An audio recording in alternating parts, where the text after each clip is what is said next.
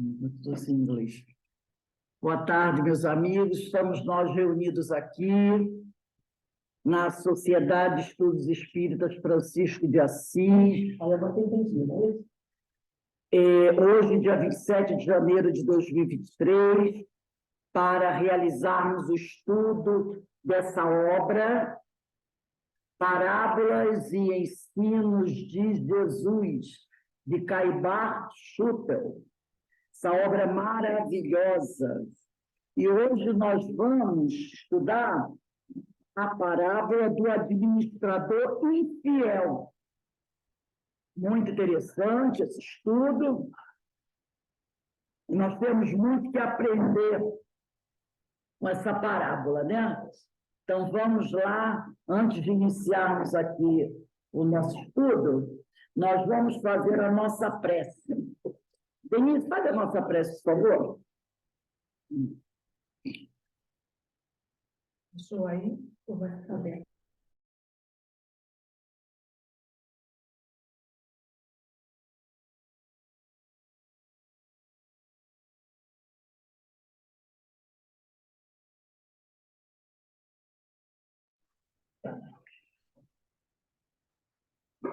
Pai querido, Pai amoroso, de infinita misericórdia,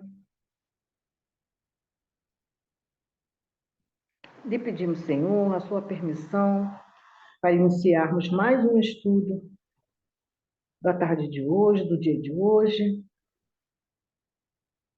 E lhe agradecemos, Pai, essas oportunidades de estarmos aqui reunidos, falando de Jesus, estudando essas grandes lições que ele nos trouxe para o nosso melhor entendimento, para o nosso progresso. Abençoa, Senhor, a todos nós, seus filhos, que aqui estamos reunidos, e todos aqueles, Pai, necessitados do seu amor, da sua misericórdia e da sua justiça. Permaneça conosco hoje e sempre. Que assim seja.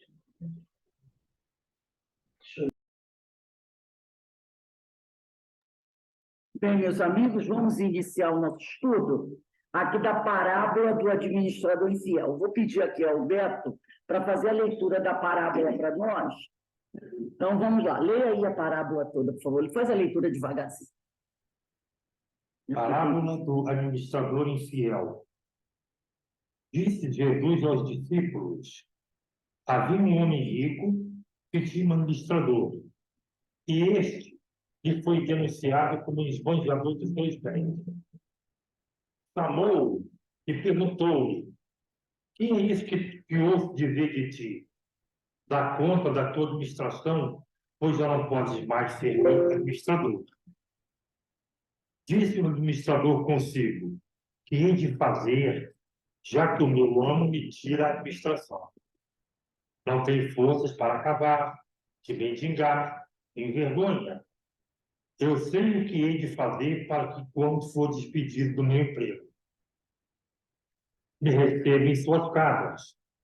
Tendo chamado cada um dos devedores do seu amo, perguntou ao primeiro: quanto deves ao meu amo? Respondeu ele: 100 cados de azeite.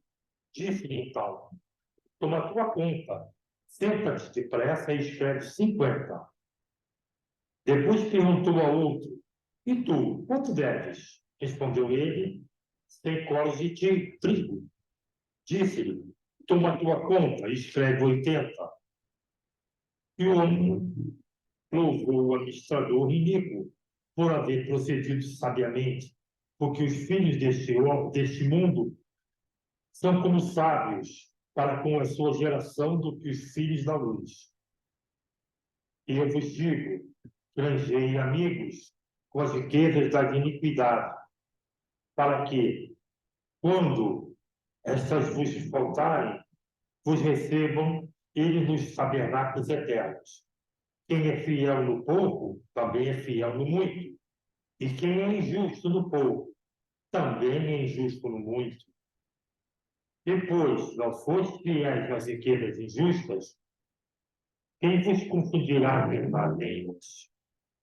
E se não fosse fiéis no alheio, quem vos dará o que é vosso?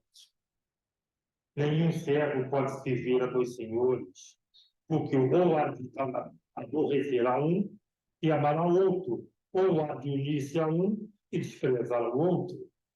Não podeis servir a Deus e as riquezas. O sentido oculto dessa parábola visa estas duas qualidades, pelas quais se reconhece a bondade ou a maldade do homem: fidelidade e infidelidade. Fidelidade é a constância, a firmeza e a lealdade com que agimos em todos os momentos da vida, na abastança como na pobreza, nas eminências dos palácios como na humildade das choupanas, na saúde como na enfermidade, e até nos umbrais da morte como no apogeu da vida. O apóstolo Paulo, demonstrando sua lealdade, sua constância, sua fidelidade, sua firmeza de caráter, dizia: quem me separará do amor de Cristo? A fidelidade é a pedra de toque com que se prova o grau do caráter do homem. É fiel nos seus deveres? Era só a parábola. Era só a parábola para você ler. Não, peraí, não. Era só a parábola. Não, então, era para ler a parábola, e aqui você leu onde? Parou aonde? Que aí eu não sei onde você parou. Ah, tá, não. Então vamos começar aqui, senão. Eu vou pedir o seguinte: Alberto, você lê os 3 primeiros parágrafos, depois a Denise lê mais 3, e depois a Ana Constantino lê o 7º parágrafo. Eu estava acompanhando aqui. Vamos lá, só para a gente. Então, vamos lá. Eu falei para você ler a parábola. O sentido oculto desta parábola visa a estas duas qualidades, pelas quais se reconhece a bondade ou a maldade do homem: fidelidade e infidelidade. Fidelidade é a constância, a firmeza e a lealdade com que agimos em todos os momentos da vida, na abastança como na pobreza, nas eminências dos palácios como na humildade das choupanas, na saúde como na enfermidade, e até nos umbrais da morte como no apogeu da vida. O apóstolo Paulo, demonstrando sua lealdade, sua constância, sua fidelidade, sua firmeza de caráter, dizia: quem me separará do amor do Cristo? Agora a Denise. Não, a Denise agora lê a 4, 5 e o 6. E depois a Ana Constantino lê o 7. Eu mexo no seu microfone ou eu leio no seu microfone? Posso ler? Não? Lê. Vocês escutem? Estou ouvindo bem? Tá, estou ouvindo bem. Para a gente não ficar de troca-troca de Microfone aqui, tá ok? A fidelidade é a pedra de toque com que se prova o grau do caráter do homem. É fiel nos seus deveres? Tem forçosamente todas as qualidades exigidas ao homem de caráter: reconhecimento, gratidão, indulgência, caridade, amor, porque a verdadeira fidelidade não se manifesta com exceções ou preferências. Aquele que caminha para se aperfeiçoar em tudo obedece à sentença de Jesus: sede perfeitos como perfeito é o vosso Pai Celestial. Pelo que se conclui, expondo a parábola, Jesus teve por fim exortar seus discípulos a se aplicarem nessa virtude, que se chama fidelidade, para que pudessem um dia representá-la condignamente, tal como se manifesta nos céus. Agora, a Ana Constantino lê o próximo parágrafo, e eu pego outro. Como tudo na natureza, é como tudo que se faz mister para a perfeição, quer no plano físico ou na esfera intelectual e moral. A fidelidade vai se engrandecendo em nós e à proporção que nela nos aperfeiçoamos. Não a adquirimos de uma só vez, em sua plenitude, mas paulatinamente, gradativamente, é aquele que já a possui em certos graus, como administrador infiel da parábola, faz jus à benevolência divina. Pelo estudo analítico da parábola, vemos que o administrador foi acusado por alguém ou por outra, foi denunciado como esbanjador dos bens de seu patrão, pelo que este resolveu chamá-lo à ordem, perguntando-lhe: o que quer dizer esta denúncia que tiver de ti? Dá conta da tua administração, pois dessa forma não podes mais ser meu empregado. Então, a gente vai ver aqui o seguinte, né? Nesse parágrafo que a Ana leu aqui. Esse administrador, foi acusado por alguém. Alguém não foi, repare, não foi o Senhor que disse: eu vi, eu percebi que você cometeu um erro. Alguém acusou, né? Ele foi denunciado por alguém para o seu patrão. E aí o patrão o que fez? Resolveu chamar. Já que o meu administrador está sendo acusado de alguma coisa, eu vou chamá-lo. Então, o senhor chama o administrador e pergunta para ele: que história é essa? Sobre essa denúncia que eu recebi de você, sobre o que você andou fazendo. Afinal, você é meu administrador. Dá conta da tua administração. Fala aí. Conta tudo, explica o que está acontecendo. Porque se você não fizer isso, você não poderá mais ser meu empregado. Não é? E não é isso que qualquer um faria? Receber uma denúncia, chama aquele que está sendo denunciado e pergunta para ele: o que está acontecendo? Vamos prestar conta do que você andou fazendo. Eu quero verificar se isso é verdade. E aí eu vou compartilhar uma tela aqui com vocês. Aqui, ó. Vocês estão vendo, Denise? Só confirma aí, está vendo? Sim. Então, essa tela, esse texto que eu vou... É uma parte só que nós vamos estudar hoje do texto. Ele é muito grande, então eu separei. Está no livro Parábolas de Jesus à Luz da Doutrina Espírita, organizado. São vários textos. Cada autor vai fazer uma análise de uma parábola. E quem fez a análise dessa parábola do administrador infiel foi o Rafael Lavarini. Inclusive, ele algumas vezes vai chamar de mordomo infiel, porque a gente vai encontrar em algumas Bíblias, alguns evangelhos, o nome não de administrador, mas de mordomo infiel. Por isso que eu coloquei aí, parábola do administrador, que parece mordomo infiel. Tá? Nós podemos encontrar assim, parábola do mordomo infiel, parábola do administrador infiel.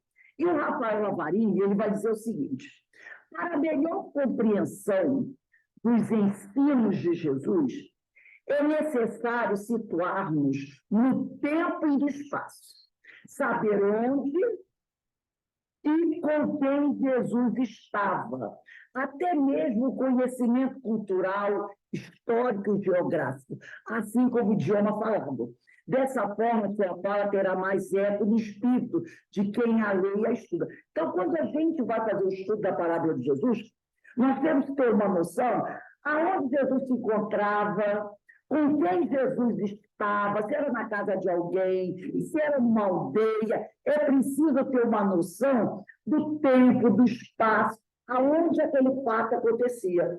O público que O público que ele estava falando. Porque, por exemplo, se ele vai fazer uma parábola sobre pesca, normalmente ele vai falar de meio de pescadores, que vão entender do que ele está falando.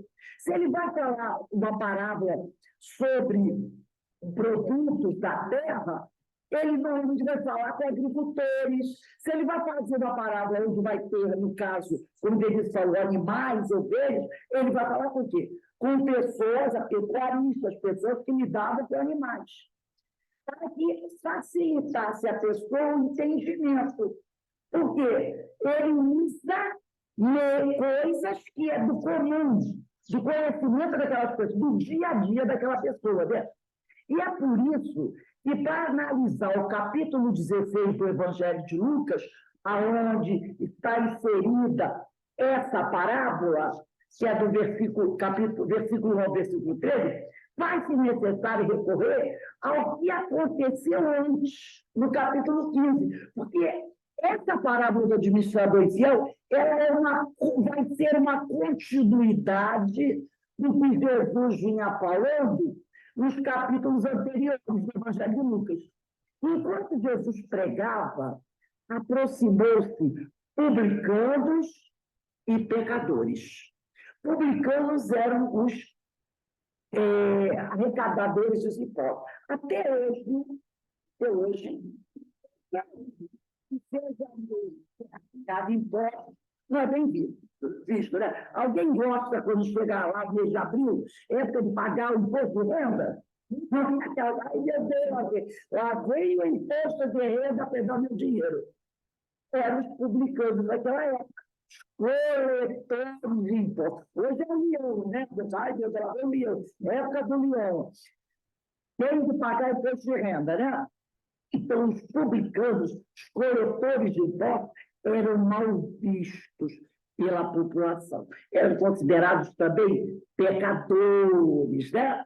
Porque, na maioria das vezes, eles sempre tiravam para eles um pouquinho a mais do imposto que as pessoas pagavam.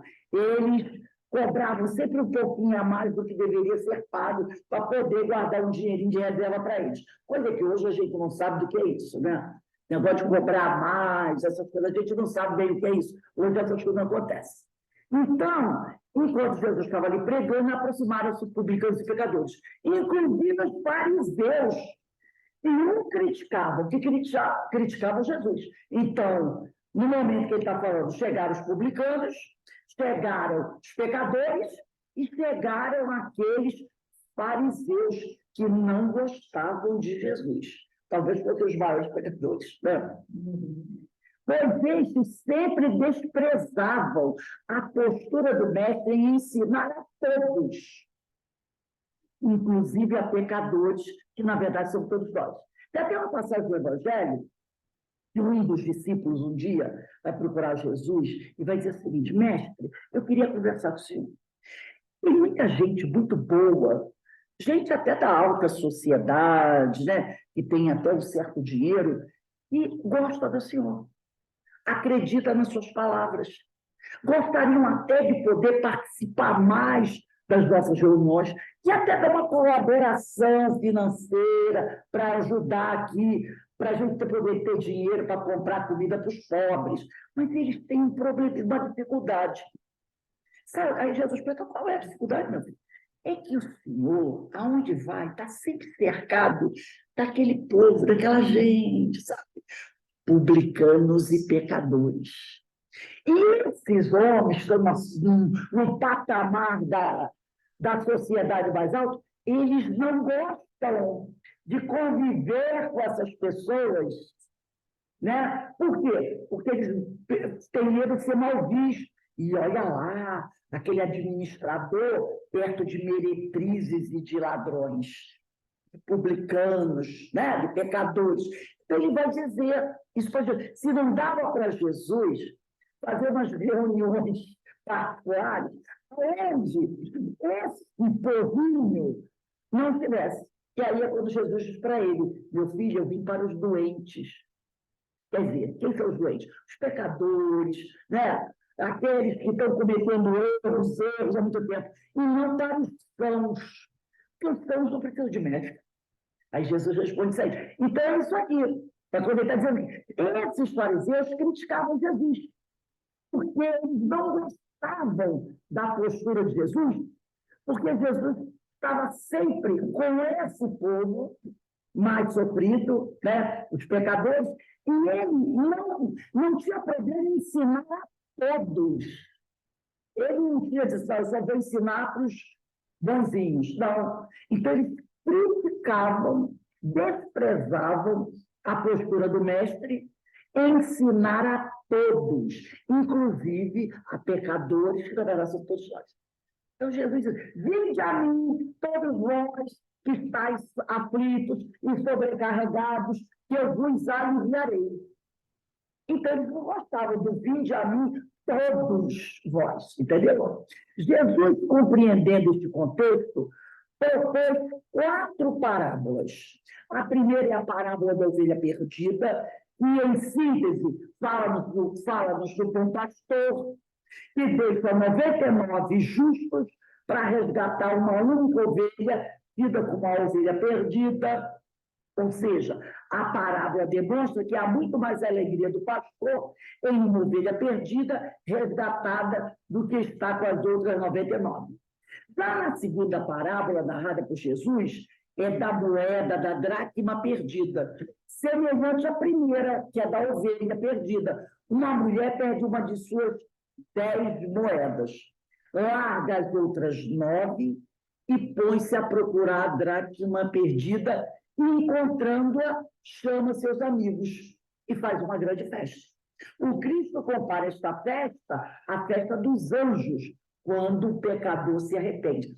Então, a parábola da ovelha, a parábola da dracma perdida, são parábolas que antecedem a do administrador infiel, são parábolas que falam desse relacionamento de Jesus com aqueles mais infelizes, com os pecadores, né? É a ovelha, ele deixa 99 para procurar a ovelha perdida. Ela vai atrás sempre da moeda perdida. Então, essa moeda, essa ovelha perdida, realmente, ele está falando daquele pecador. E que Jesus não abandona ninguém. Ele vai atrás daquele. Você lembra ontem o texto que nós estudamos do que ovelha somos nós? Né?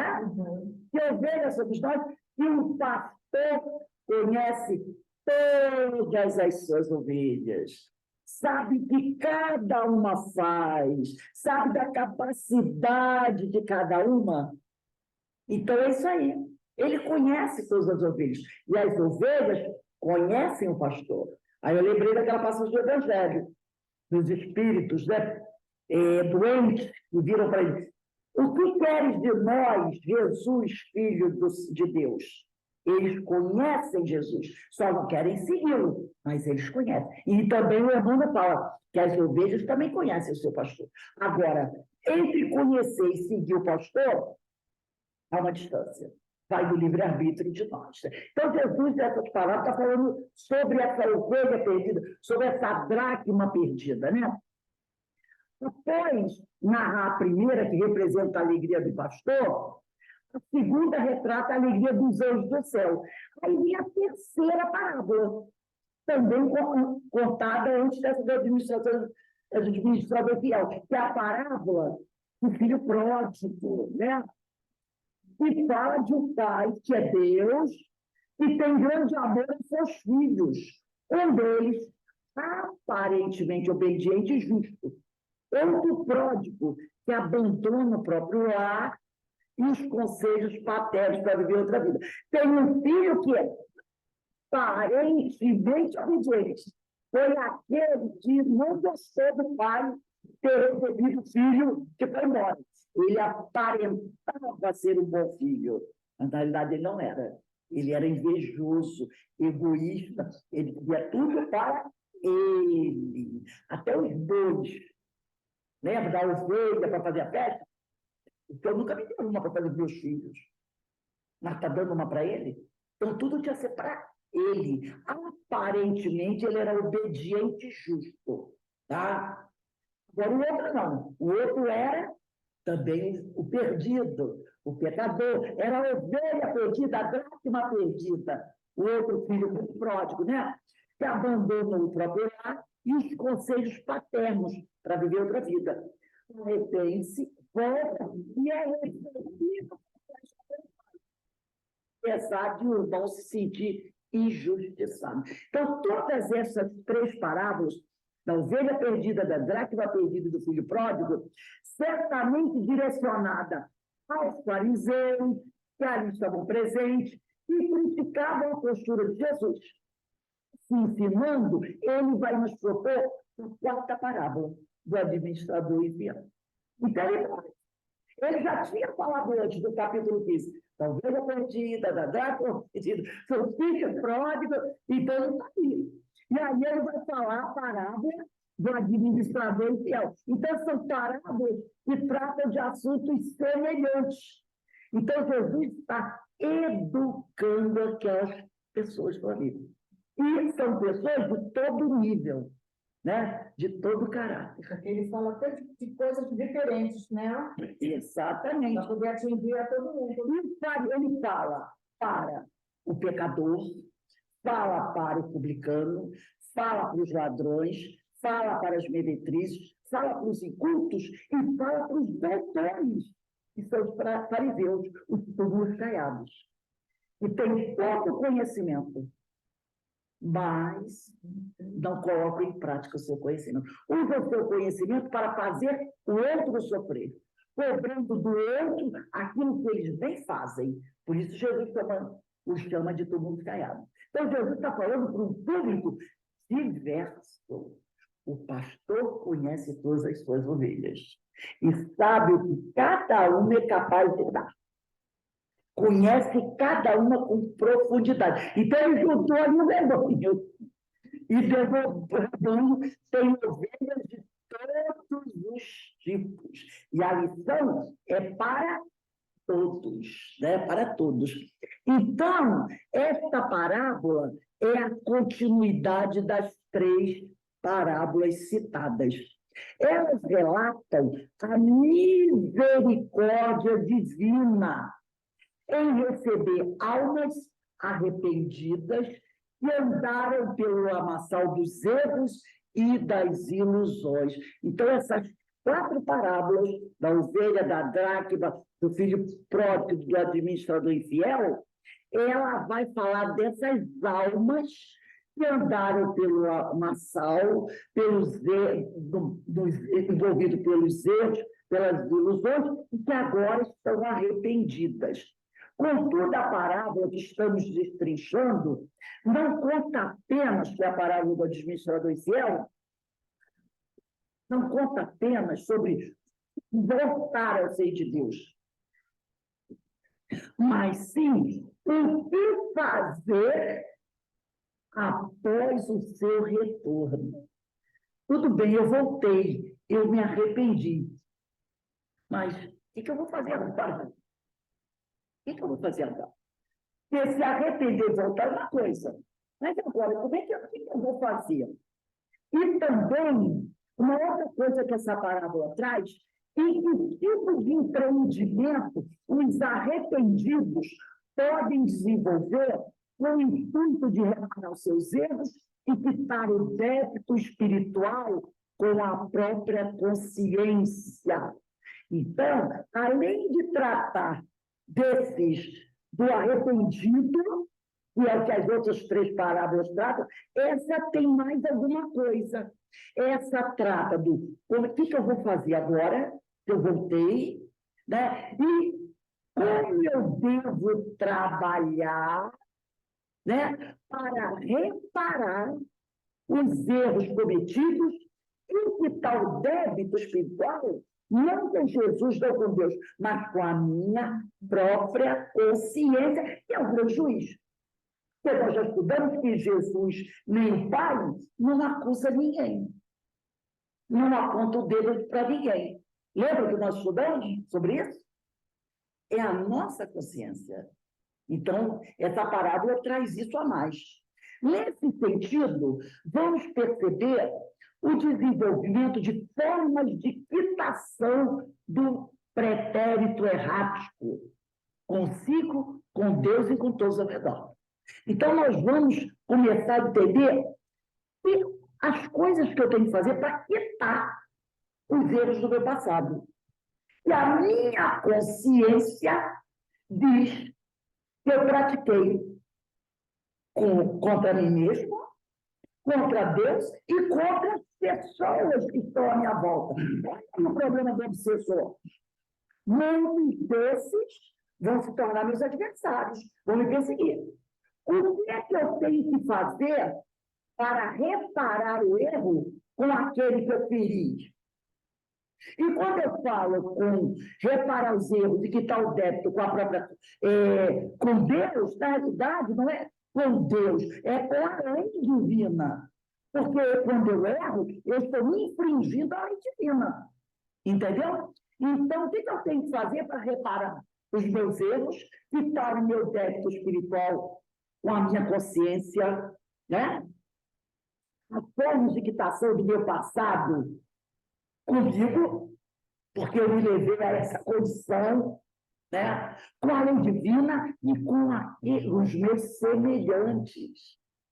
Eu tenho que reparar, né? Tem que pedir perdão, que alguns vão me cobrar, né? Podemos dizer que ela poderia ser a continuidade perfeita da parábola do filho pródigo. Porque o filho pródigo chegou, o pai fez uma festa. E a história acabou aí. Mas tem que continuar. Ele tem que trabalhar. Na casa do meu pai, os empregados trabalham e comem muito bem, e eu estou aqui comendo a comida, nem a comida dos pobres me oferece. Então, é como se fosse a continuidade da parábola do filho pródigo. Estudiosos do Evangelho afirmam que é uma das parábolas, das mais difíceis de ser interpretada, a parábola do administrador infiel. E muitos podem se equivocar ao não atentarem aos seus diversos detalhes. Então, os estudiosos, né, aqueles teólogos, dizem que essa pode ser uma das parábolas mais difíceis de ser interpretada e muito podem se equivocar ao não prestarem atenção aos detalhes que Jesus apresenta nessa parábola. Eu mesmo tinha uma certa dificuldade. Eu também tinha uma certa dificuldade por causa do troço do administrador infiel. Vamos ao texto. Então, aqui nós trouxemos bem detalhadozinho, né? E nem vamos fechar ela toda hoje, que não dá. Lá em Lucas, capítulo 16, versículo 1, diz assim, é o início da parábola, disse Jesus aos seus discípulos, havia um homem rico, que tinha um administrador ou mordomo, vai depender do evangelho de cada um. E este foi acusado perante ao Senhor, de dissipar os seus bens. Já neste primeiro item, precisamos identificar os personagens. O homem rico e o administrador. Não há dúvida que se faz necessário cumprir a orientação de Paulo de Tarso. Lá em Coríntios, no capítulo 2, versículos de 3 até 6, desculpe, na segunda carta aos Coríntios, capítulo 3, versículo 6, Paulo diz assim, ele nos capacitou para sermos ministros de uma nova aliança, não da letra, mas do Espírito, pois a letra mata, mas o Espírito vivifica. Então, Paulo chama atenção, cuidado ao estudar as parábolas, os textos de Jesus. Porque a letra mata, a letra é a forma. Se você ficar preso à forma, você não vai conseguir entender. E o Espírito é a ideia. Então, você não pode ficar preso à forma. Você tem que captar a ideia. Então, Paulo chama atenção para isso. Tá? Partindo deste princípio, pois o Evangelho é um livro espiritual. Não há dúvidas quanto aos personagens da parábola. Então, a gente tem que sempre lembrar, o Evangelho não é um livro como outro qualquer.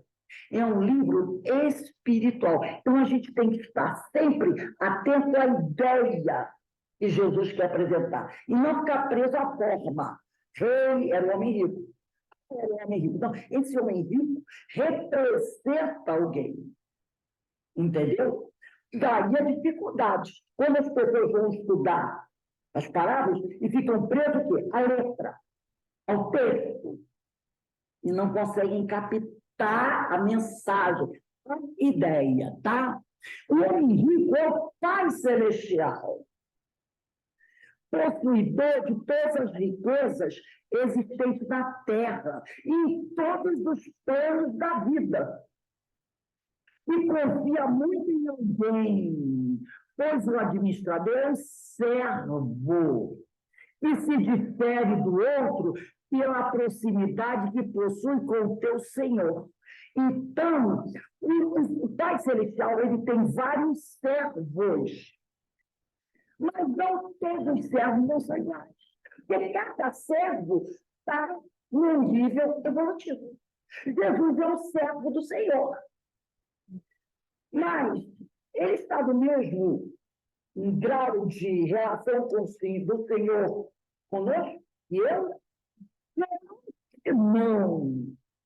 Jesus é o servo que o Pai confia plenamente. Agora, ele não pode confiar em mim da mesma forma que ele confia em Jesus, gente.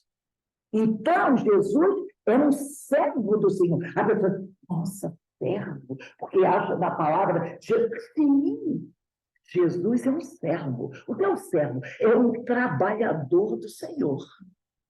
Isso que é ser servo. Alguém duvida que Jesus é um servo de Jesus, do Pai, de Deus? Claro que não. Todos os espíritos são servos do Senhor, são trabalhadores do Senhor. Agora, cada servo, né, está em um nível. Então, Deus é o homem rico, é o Pai Celestial. Tá?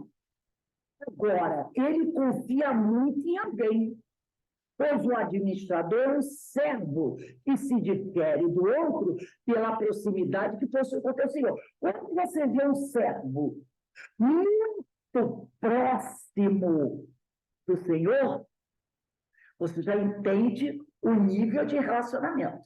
Aí, igual o outro servo está lá embaixo. Aí você já percebe que esse é um relacionamento diferente. Entendeu? Então, isso aqui, o administrador é um servo que se difere do outro pela proximidade que possui com o teu Senhor. Houve ainda uma acusação de que aquele servo dissipou, ou seja, pulverizou os bens que lhe haviam sido confiados. E outra coisa, quando você vê alguém na qualidade certa, um é servo e o outro é o dono de tudo, você também percebe a diferença que existe entre o homem rico, que é o Pai Celestial, e o servo. Porque o servo não é dono de nada. Não é? A não ser das suas próprias virtudes. Mas tudo que existe na criação é propriedade do servo ou do Senhor? É propriedade do Senhor. Quando a gente morre, alguém leva alguma coisa? Não, porque não é nosso. São empréstimos que o Pai nos dá. Até o corpo, você não leva. Não é? Você só leva o que você conquistou. Então, quando ele diz aqui que o homem rico é o Pai Celestial, possuidor de todas as riquezas que existem na terra, em todos os planos da vida, que confia muito em alguém, pois o administrador é um servo, que se difere do outro, se difere do Pai Celestial, pela proximidade que possui com o teu Senhor. Então, o servo sempre estará a uma certa distância do Senhor. Aí vem aquela história, né? Jesus é Deus. Não, Jesus não é Deus. Jesus é Jesus, um servo. Deus é Deus. Deus é Deus. Entendeu? Então, há uma distância entre Jesus e Deus, apesar de Jesus estar muito próximo dele, mas há uma distância. Ele é o Criador. E Jesus não é o Criador. E Jesus fala isso o tempo todo. Ele diz, eu vou estar com o Pai. Eu vou estar com o Pai. Ora, se ele diz que eu vou estar com o Pai está muito distante, acima dele. Eu estou o Pai, o Pai está em mim, eu compreendo o Pai, eu faço a vontade do Pai, e o Pai confia em mim. Mas ele nunca disse que ele era Deus. Nunca. Isso é coisa dos homens. Ele nunca disse que ele era Deus. Tá? Então, aí aqui, houve ainda uma acusação de que aquele servo dissipou, ou seja, por veres ou os bens, e haviam sido copiados. Não foi o homem rico que acusou. O homem rico, quer dizer, não foi o Pai Celestial que acusou, você me roubou. O homem rico lembra, Pai Celestial. Não foi o homem rico que o acusou, pois Deus não acusa ninguém. No entanto, houve a necessidade de prestar contas a ele. Então, não foi o homem rico, o Pai Celestial, que acusou o administrador. Houve uma acusação. Então, ele precisa prestar conta, porque Deus não acusa ninguém. Nesse caso, Allan Kardec, em O Livro dos Espíritos, ao lado da pleiade do Espírito de Verdade, orienta-nos na questão 621. Olha a pergunta da questão 621 do Livro dos Espíritos. Onde está escrita a lei de Deus? Na consciência. Ou seja, houve má administração, uma vez que o administrador estava diante de sua própria consciência para acerto de contas. Se houve uma denúncia, quem fez a denúncia? A própria consciência do indivíduo. A própria consciência. Se a tua consciência te acusa, erro. Que a consciência não erra. A consciência não vai me acusar de algo que eu sou inocente. Consciência tranquila permite às pessoas a dormirem o sono dos justos. Houve uma falha, a consciência acusa. Então, houve uma administração. Houve uma denúncia. Ah, foi o outro servo que acusou? Não. Foi a nossa própria consciência que acusa. E se a nossa consciência acusa, nós temos que prestar contas à lei do Senhor, do nosso erro. Entendeu? Então, vamos dizer assim, nós somos nossos próprios dedos duros. Né? Porque Deus não acusa ninguém. Mas houve uma acusação. Por isso está escrito a questão 621, onde está escrito a lei de Deus? A consciência. Ou seja, houve má administração, uma vez que o administrador estava diante de sua própria consciência para acerto de contas. O pessoal não fala o tribunal da própria consciência? E ele, chamando, disse, quer dizer, o Senhor, né? E é isso que ouço de ti? Dá contas da tua administração, porque já não poderás ser mais meu administrador. Está lá em Lucas, Jesus, Lucas capítulo 16, versículo 2. Quando a nossa consciência acusa, automaticamente a gente busca o quê? Tenho que corrigir isso, senão eu não durmo mais, senão eu não vivo mais em paz, não é? Toda criatura reencarnada na Terra recebe do Senhor da vida bens, os quais precisa administrar com equilíbrio, tá? Então, o Senhor da vida nos dá bens, os talentos, lembra dos talentos? Nos dá o Senhor da vida, nós recebemos do Senhor da vida bens, os quais precisa administrar com equilíbrio. Por tudo que falta ou excede, contribui com a dissipação dos benefícios vários. Se você tem algo que é mais, está faltando em algum lugar. Não é assim? Né? Se você tem algo demais, está faltando em algum lugar. E tudo que falta também contribui para alguma coisa. Está me faltando o quê? Honestidade, simplicidade, humildade. Opa, tem desequilíbrio. E eu tenho demais. Alguém está com de menos. Então, tudo que falta ou excede contribui com a dissipação dos benefícios vários, tais como o corpo físico, que nos serve de veículo. A faculdade de pensar e de discernir, a saúde. Se me falta saúde, por que me falta saúde? Ah, porque Deus me castigou. Será? Ou não será porque você está buscando? Faltou saúde, você não vai poder fazer o que você tem que fazer. Entendeu? Está faltando saúde. Por quê? Será que você não comeu demais ou comeu de menos? Será que você não exagerou numa coisa? Entendeu? Então,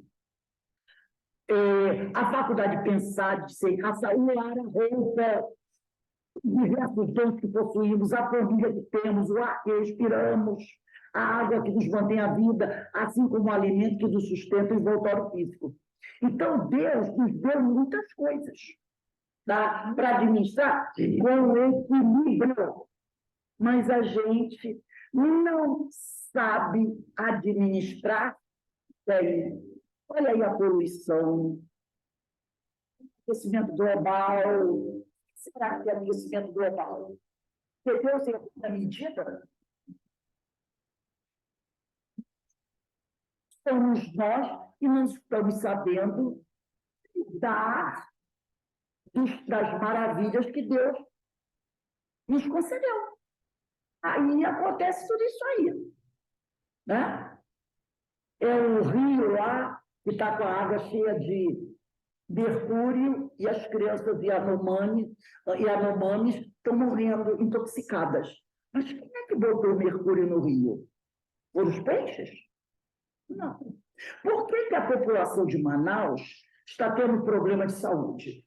Porque a população de Manaus consome muito peixe. Só que o peixe está chegando na mesa envenenado de mercúrio, porque alguém lá, o pessoal que participa da mineração, que é o nome que dá mesmo, os garimpeiros estão jogando para tirar o ouro do rio, estão jogando, trabalhando com mercúrio, envenenando as águas, o peixe, né, fica contaminado. A população está comendo peixe contaminada.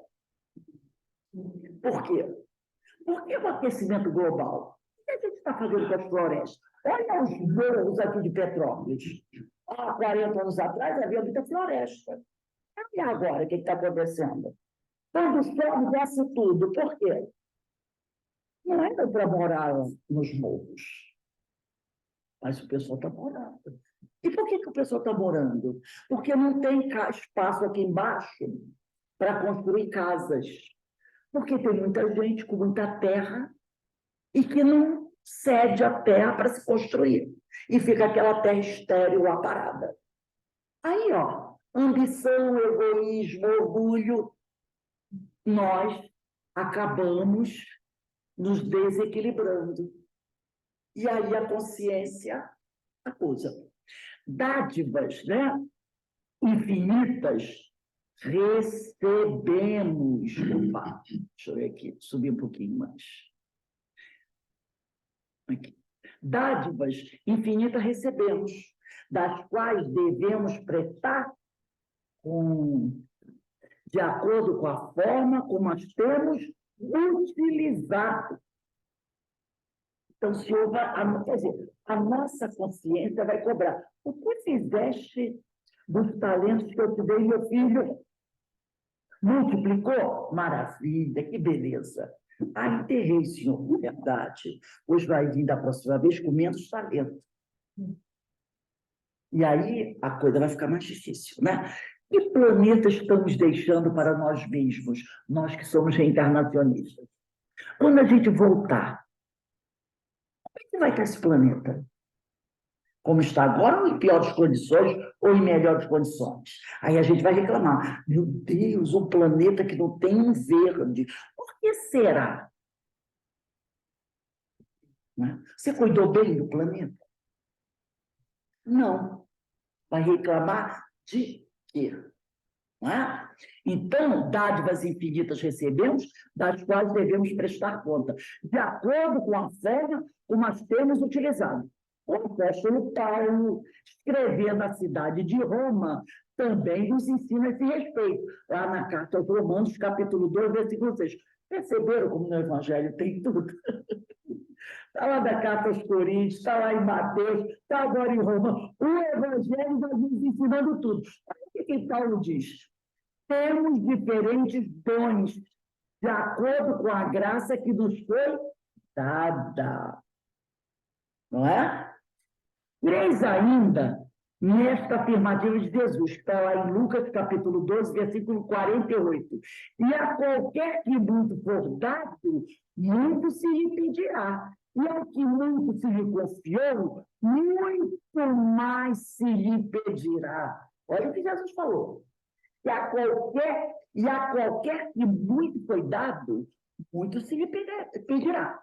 Mas ao que muito foi confiado, muito mais se lhe pedirá. Então, tem uma diferença entre quem recebeu muito, muito se lhe pedirá. Mas a quem o Senhor confiou muito, a esse muito mais se pedirá. Então, tem a diferença em quem muito recebe e em quem muito se confia.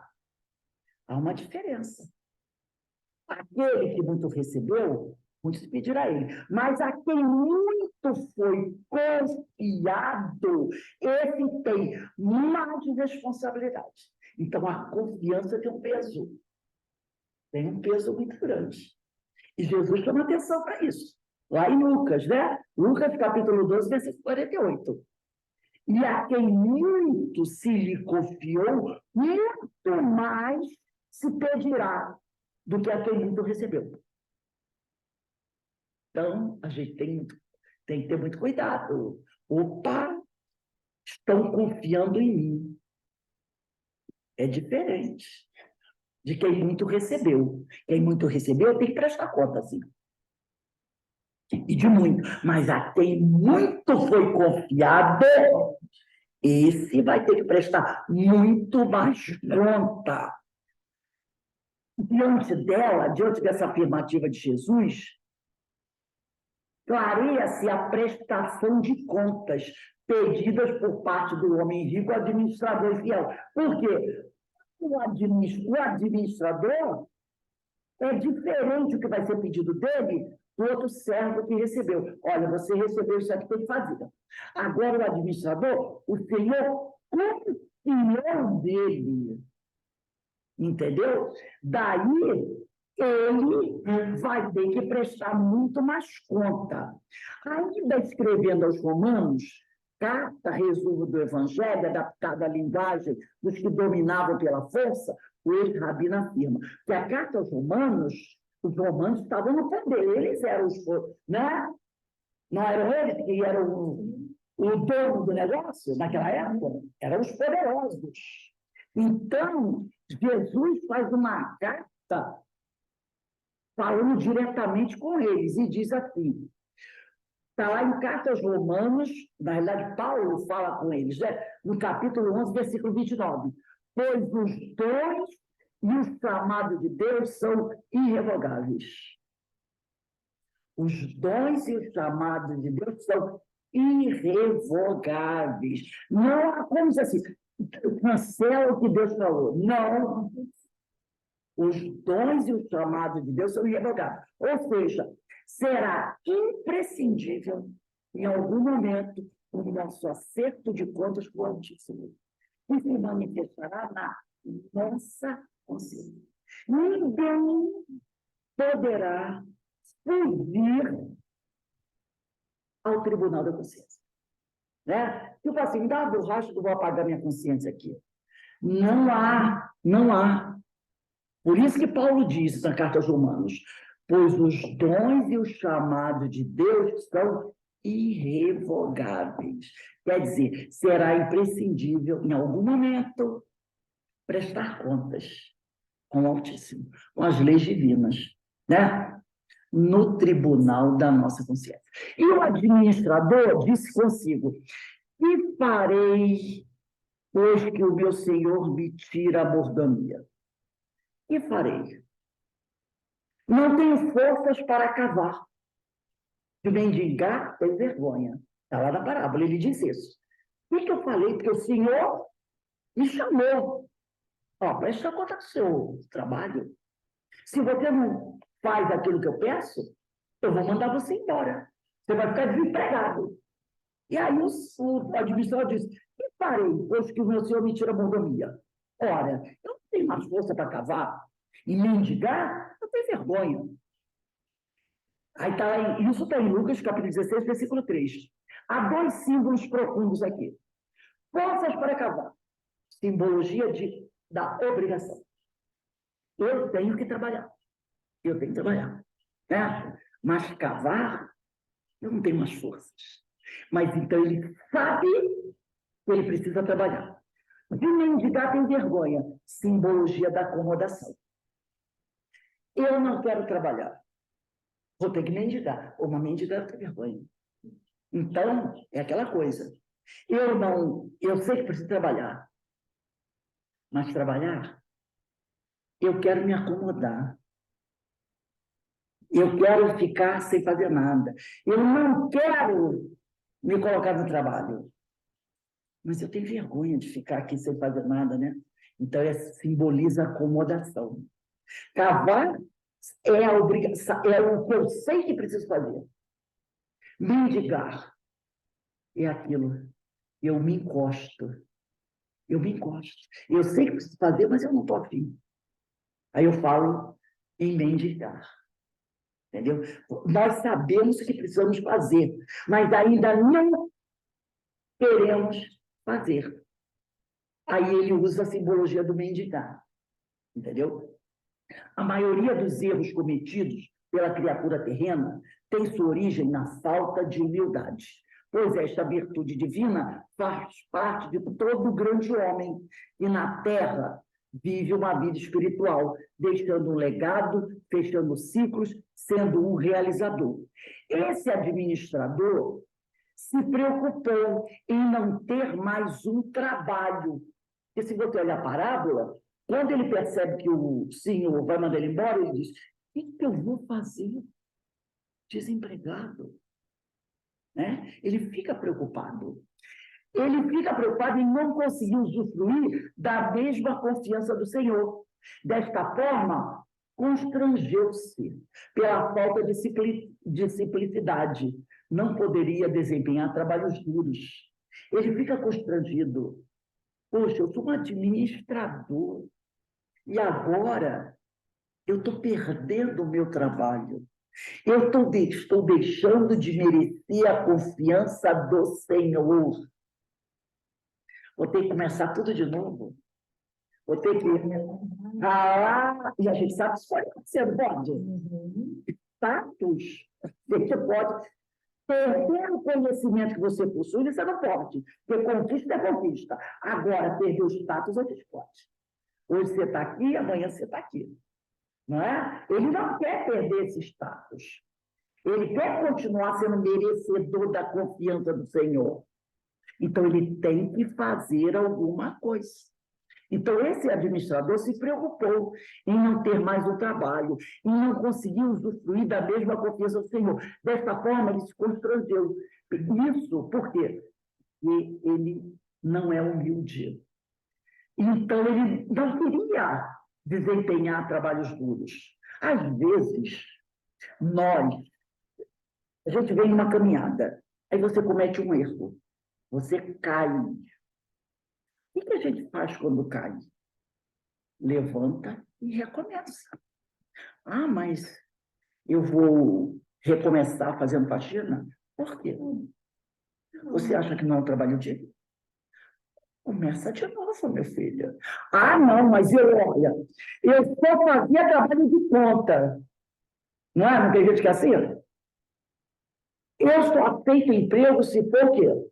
Igual aquele que eu tinha. Mas não tem agora. Você vai ter que aceitar o trabalho mais simples.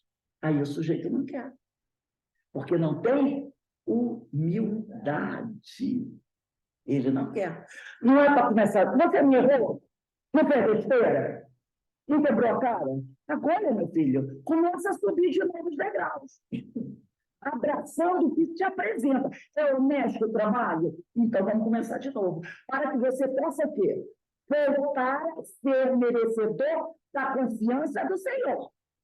Você era um administrador, mas você não soube manter isso. Você caiu, você errou. O que tem que fazer agora? Levanta e recomeça. Lá de baixo seja humilde. Aí ele diz aqui, Gamaliel, lembra do livro Paulo Estevão? Gamaliel, em Paulo Estevão, no capítulo 2, que é o capítulo sobre o tecelão, afirma que ele está conversando com Saulo, porque Saulo era o doutor da lei, perdeu o status, e agora ele precisa trabalhar para sobreviver. Não vai mais receber aquele dinheiro do templo. Não tem mais o pai rico para sustentá-lo. Ele não pode viver as custas de outros. Então, Gamaliel chama a atenção dele. Você não sabe, não tem uma profissão? Você não é tecelão? E agora não pode mais receber a fortuna que o templo te pagava, nem a mesada que teu pai te dava? Você vai ter que o quê? Voltar a fazer aquela atividade humilde de tecelão. Então, Gamaliel diz assim, afirma que o trabalho é um movimento sagrado da vida e que as tarefas que as pessoas chamam de apagadas são grandes mestras do espírito de submissão. Tem gente que fala, né? O pedreiro, isso é uma tarefa apagada, não tem destaque. O pintor, isso é tarefa apagada. Não é? Faxina, tarefa apagada. Mas Gamaliel chama a atenção de Saulo aí. Ele diz assim, o trabalho é o movimento sagrado da vida e as tarefas que as pessoas chamam de apagadas são grandes mestras do espírito de submissão. Não é? Trabalhar o orgulho, né? Trabalhar o orgulho. Poxa, ontem eu te vi no templo como doutor da lei, hoje você está sentado aqui costurando tenda. Olha o orgulho de ser trabalhada. Olha o orgulho, né? Ontem você estava aqui, agora você está aqui. No mundo atual a gente não vê isso. Sim. Né? O administrador certamente estava aflito, como um homem que procurava o ouro onde ele não existia. E também precisava passar pelo sofrimento, pela prestação de contas, para que assim também modificasse o jeito de pensar e de agir em sua jornada de espírito mortal. Lá em Lucas, capítulo 16, versículo 4, Jesus diz assim na parábola, eu sei, aí o administrador vai dizer assim, eu sei o que hei de fazer para que, quando for despedido do meu emprego, me recebam em suas casas. Porque quando ele percebe que ele vai ser demitido, ele descobre que eu já sei o que eu tenho que fazer. Para continuar sendo administrador, ele percebeu que deveria ter uma postura diferente da que estava tendo até então. Desta forma, poderia novamente ter a oportunidade de trabalhar como administrador, ciente de que seria demitido. Ele procuraria fazer diferente, para que, se houvesse nova oportunidade, ele reaprenderia. Então, agora, ele se deparou com o Tribunal da Consciência, ele percebeu, eu administrei mal os bens do Senhor, porque a minha postura não era adequada. Eu preciso mudar a minha postura, mudar a minha forma de agir, para poder novamente subir aqueles degrauzinhos e chegar lá, e voltar àquela posição de confiança que o Senhor tinha. Né? E aí a gente vai conversar na semana que vem, né? Sobre a atitude que ele vai tomar para poder voltar à posição que ele estava. Entendeu? Ele vai precisar mudar o jeito de ser. Alguém gostaria de comentar alguma coisa sobre isso? Pois a gente não tem ideia, né? Exatamente tirar o espírito da letra, né?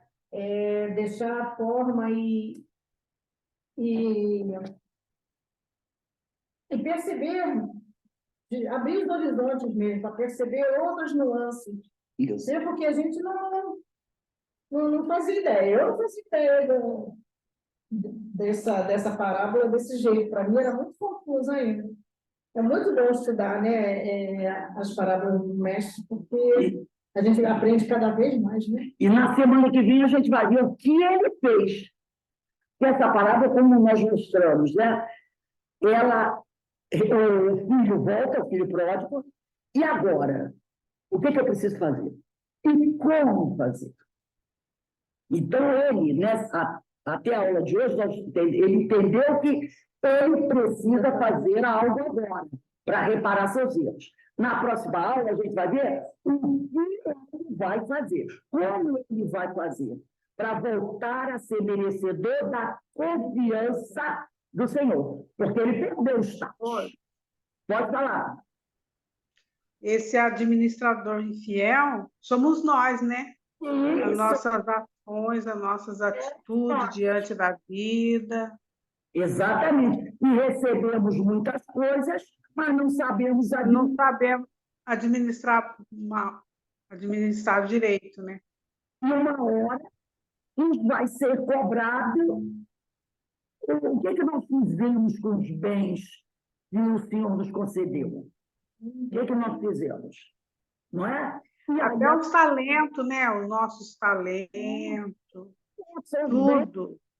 E tudo que a gente vai adquirindo também com a vida, os aprendizados, a gente tem que passar adiante, né? O que você está fazendo com o aprendizado que você vem conquistando? Guardando só para você? Tem uma história que diz assim: é melhor que você nem tivesse. Porque se você guarda tudo para si, olha, Sim. o conhecimento acumulado vai dar teia de aranha, vai dar doce. Você não utiliza para ajudar o próximo. Aí nós vamos dizer, é melhor que você nem tivesse. Porque você vai ter que prestar conta disso, né? Sim. Então, a gente tem que estar muito atento a essa série de coisas. Então, meus amigos, nós vamos encerrar agora o nosso estudo, que nós temos agora, daqui a pouquinho, né, vai acontecer a nossa reunião de radiação para os enfermos físicos. Então, nós vamos encerrando a nossa reunião e eu vou pedir aqui para o nosso irmão Alberto fazer a nossa prece de agradecimento. Retornaremos amanhã, às 16 horas, para estudar, né, Paulo de Tarso e as leis morais. Muita coisa, gente, a gente está recebendo muita coisa aí. Tem que tomar cuidado com isso. Olá, meu amigo, faz a nossa prece aí. Ao término deste ciclo de estudos, agradecemos ao Pai Celeste por esta oportunidade de esclarecimento tão necessário para o nosso caminhar como espírito no caminho do aprimoramento moral, do aperfeiçoamento íntimo, que possamos utilizar os dons e talentos dados por Deus para crescermos ainda mais e para servir na obra do Senhor, para sermos úteis aos nossos semelhantes. Ao Mestre Jesus, agradecemos por sua sabedoria, por nos trazer todo este manancial de ensinamentos que nos trazem, nos mostram o caminho a tomarmos, as reflexões necessárias para seguirmos no pleno despertar de nossa consciência. Agradecidos aos benfeitores que nos inspiram, que nos fazem companhia neste caminhar na seara de Jesus, e que estejamos sempre, ao término deste momento de oração, a dizer: obrigado, Senhor, obrigado, Mestre, que estejamos com o Pai e com o Cristo hoje, agora e sempre. Graças a Deus.